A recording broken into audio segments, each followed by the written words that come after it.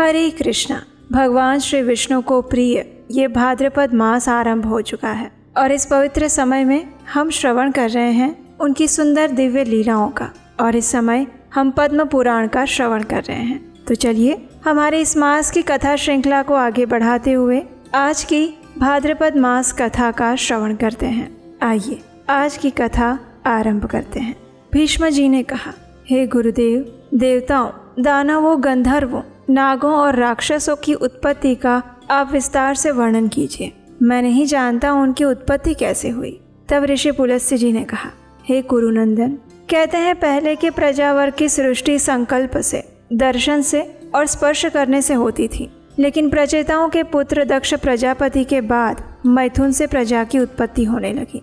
दक्ष ने आदि में जिस प्रकार प्रजा की सृष्टि की उसका वर्णन सुनो। जब वे पहले के नियम अनुसार संकल्प आदि से देवता, ऋषि और नागों की सृष्टि करने लगे, लेकिन प्रजा की वृद्धि नहीं हुई, तब उन्होंने मैथुन के द्वारा अपनी पत्नी वीरिणी के गर्भ से 60 कन्याओं को जन्म दिया।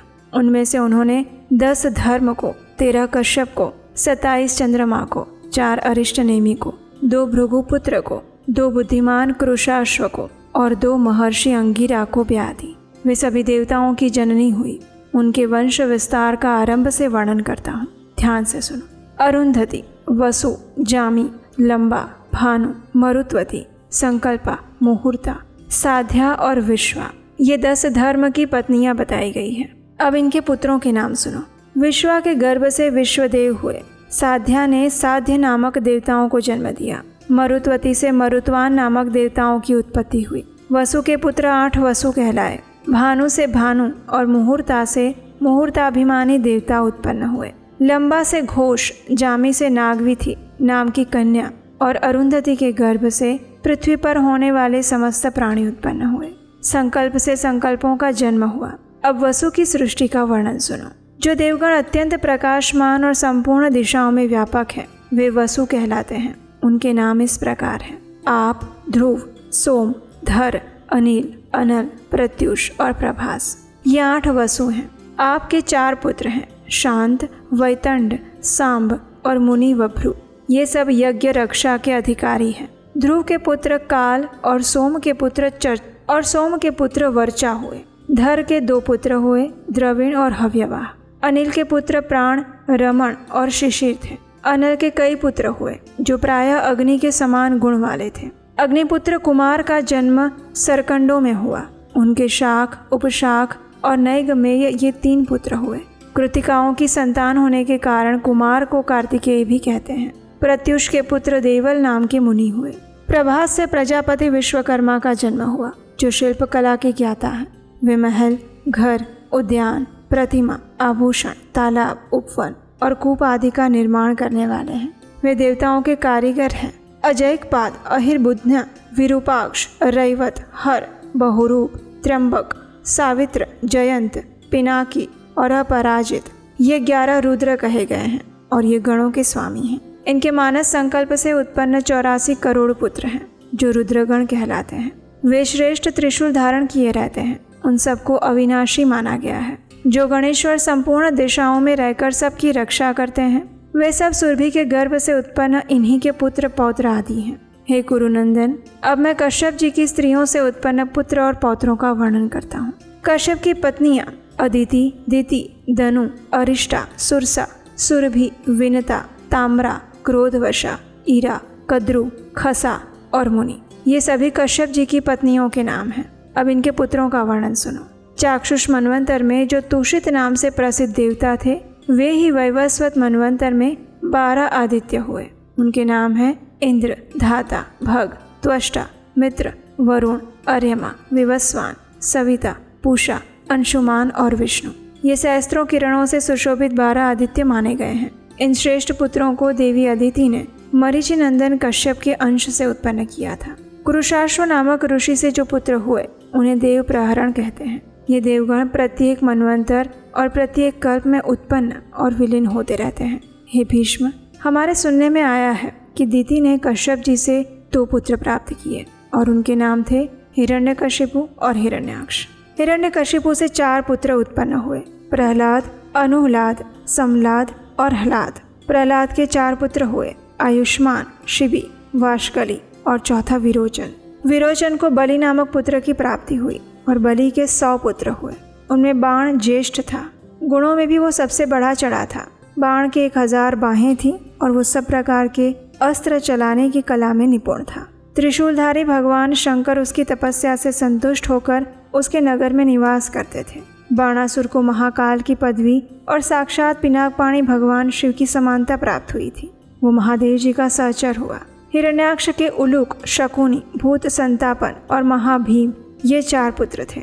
इनसे 27 करोड़ पुत्र पौत्रों का विस्तार हुआ। वे सभी महाबली, अनेक रूपधारी और अत्यंत तेजस्वी थे। धनु ने कश्यप जी से 100 पुत्र प्राप्त किए। वे सभी वरदान पाकर उन्मत्त हो गए थे और उनमें सबसे ज्येष्ठ था और अधिक बलवान विप्रचित्ति था। धनु के शेष पुत्रों के नाम स्वरभानु और वृषपर्वा आदि थे। स्वरभानु से सुप्रभा और पुलोबा नामक दानव से शची नाम की कन्या हुई। मय की 3 कन्याएं हुई, उपदानवी, मंदोदरी और कुहू। वृषपर्वा की 2 कन्याएं थीं, सुंदरी, शर्मिष्ठा और चंद्रा। वैश्वानर के भी 2 पुत्रियां थीं, पुलोमा और कालिका। ये दोनों ही बड़ी शक्तिशालिनी और अधिक संतानों की जननी हुई। इन दोनों से 60,000 दानवों की उत्पत्ति हुई। पुलोमा के पुत्र पौलोम और कालका के कालखंज या कालकेय कहलाए। ब्रह्मा जी से वरदान पाकर ये मनुष्यों के लिए अवध्य हो गए थे और हिरण्यपुर में निवास करते थे। फिर भी ये सब अर्जुन के हाथ से मारे गए।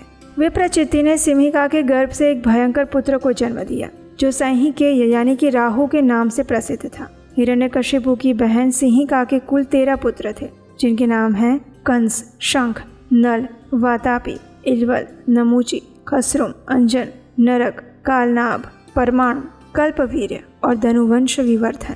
संहलाद दैत्य के वंश में निवातक वचों का जन्म हुआ। वे गंधर्व, नाग, राक्षस और संपूर्ण प्राणियों के लिए अवध्य थे, परंतु वीरवर अर्जुन ने संग्राम भूमि में उन्हें भी बलपूर्वक मार डाला। ताम्रा ने कश्यप जी के वीर्य से 6 कन्याओं को जन्म दिया। उनके नाम थे शुकी, शेनी, भासी, सुगृधि, गृधिका और शुचि। शुकी ने शुक और उल्लू नाम वाले पक्षियों को उत्पन्न किया। शेनी ने शेनों यानी कि बाजों को और भासी ने कुरर नामक पक्षियों को जन्म दिया। गृध्री से गृध और सुगृध्री से कबूतर उत्पन्न हुए और शुचि ने हंस, सारस, कारंड और प्लव नामक पक्षियों को जन्म दिया। ये ताम्रा के वंश का वर्णन हुआ। अब विनिता की संतानों का वर्णन सुनो। पक्षियों में श्रेष्ठ गरुड़ और अरुण विनिता के पुत्र हैं तथा उनके एक सौदामनी नाम की कन्या भी है जो ये आकाश में चमकती दिखाई देती है। अरुण के 2 पुत्र हुए, संपाति और जटायु। संपाति के पुत्रों का नाम बभ्रू और शीघ्रग है। इनमें शीघ्रग विख्यात है। जटायु के भी 2 पुत्र हुए, कर्णिकार और शतगामी। वे दोनों ही प्रसिद्ध थे। इन पक्षियों के असंख्य पुत्र पौत्र हुए। सुरसा के गर्भ से 1000 सर्पों की उत्पत्ति हुई और उत्तम व्रत का पालन करने वाली कद्रु ने 1000 मस्तक वाले 1 सहस्त्र नागों को पुत्र के रूप में प्राप्त किया। उनमें 26 नाग प्रधान और विख्यात हैं। शेष, वासुकी, करकोटक, शंख, ऐरावत, कंबल, धनंजय, महानील, पद्य, अश्वतर, तक्षक, एलापत्र, महापद्म, धृतराष्ट्र, बलाहक, शंखपाल, महाशंख, पुष्पदंत, सुभावन, शंखरोमा, नहुष, रमण, पाणिनि, कपिल, दुर्मुख और पतंजलि मुख। इन सबके पुत्र पौत्रों की संख्या का कोई अंत नहीं है। इनमें से अधिकांश नाग पूर्व काल में राजा जन्मेजय के यज्ञ मंडप में जला दिए गए थे। क्रोधवशा ने अपने ही नाम के क्रोधवश संज्ञक राक्षस समूह को उत्पन्न करता है। उनकी बड़ी बड़ी दाढ़ें थीं। उनमें से 10 लाख क्रोधवश भीमसेन के हाथ से मारे गए। सुरभि ने कश्यप जी के अंश से रुद्रगण, गाय, भैंस और सुंदरी स्त्रियों को जन्म दिया। मुनि से मुनियों का समुदाय और अप्सराएं प्रकट हुई। अरिष्टा ने बहुत से किन्नरों और गंधर्वों को जन्म दिया। ईरा से तृण, वृक्ष, लताएं और झाड़ियां इन सब की उत्पत्ति हुई।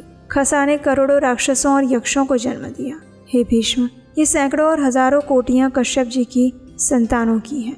ये स्वारोचशीय मनवंतर की सृष्टि बताई गई है। सबसे पीछे दीति ने कश्यप जी से 49 मरुदगणों को उत्पन्न किया जो सबके सब धर्म के ज्ञाता और देवताओं के प्रिय थे। इस कथा को सुनने के बाद भीष्म देव ने फिर से प्रश्न किया और वो प्रश्न था मरुदगणों के विषय में कि आखिर उनकी उत्पत्ति कैसे हुई और ये मनवंतर का आविर्भाव कैसे हुआ। इन सब के ऊपर हम चर्चा करेंगे हमारी आने वाली भाद्रपद मास कथा श्रृंखला की अगली कड़ी में, कल प्रातःकाल। उसे सुनने के लिए अगर अभी तक आपके अपने चैनल उपदेश अष्टकम को सब्सक्राइब नहीं किया है तो जल्दी से कर लीजिए, नोटिफिकेशन ऑन रखिए। और हम आपसे मिलेंगे कल प्रातःकाल आपके अपने चैनल उपदेश अष्टकम पर। हरे कृष्णा।